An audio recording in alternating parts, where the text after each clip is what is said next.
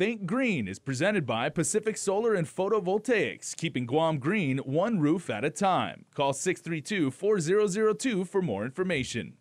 Guam Environmental Protection Agency Administrator Eric Palacios says disposing of green waste has gotten a bit easier. That's because his agency has permitted more green waste facilities than at any other time in Guam's history. And you know what that means is just more options for the community to properly dispose of their green waste items. And each facility varies as far as what they can accept.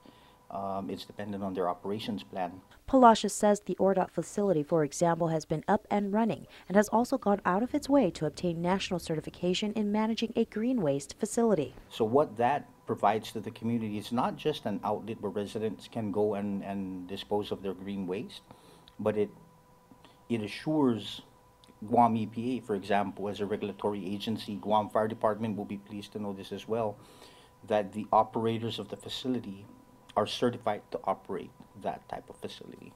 But what is green waste? Basically, it's anything that is compostable, meaning leaves, trees, and shrubbery. But that's not all. It actually expands into other items. So basically, products derived from trees. You've got paper, you've got cardboard, you've got pallets.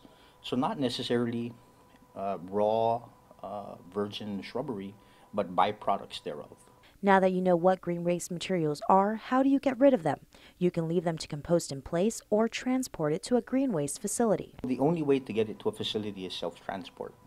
So what I would encourage residents to do is when they take that route, depending on the shrubbery, like if it's freshly cut leaves and branches, I don't think, unless it's coconut or a palm green waste, I don't think it could harbor coconut rhinoceros beetle.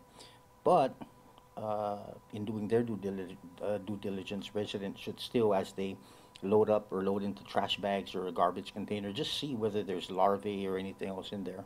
And if there is, just kill it. If you are loading it into a bed of a pickup truck or a trailer, make sure you cover it with netting or a tarp to ensure that there are no flyways, which can pose a public safety hazard.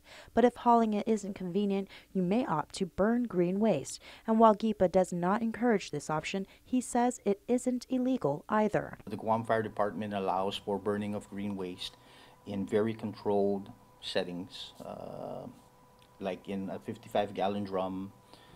But then you know residents have to have a ready supply of water should it get out of control, and they're able to extinguish the blaze. Residents should contact the Guam Fire Department for more information on the regulations for controlled green waste burning.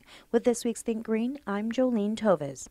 Think Green is presented by Pacific Solar and Photovoltaics, keeping Guam green one roof at a time. Call 632-4002 for more information.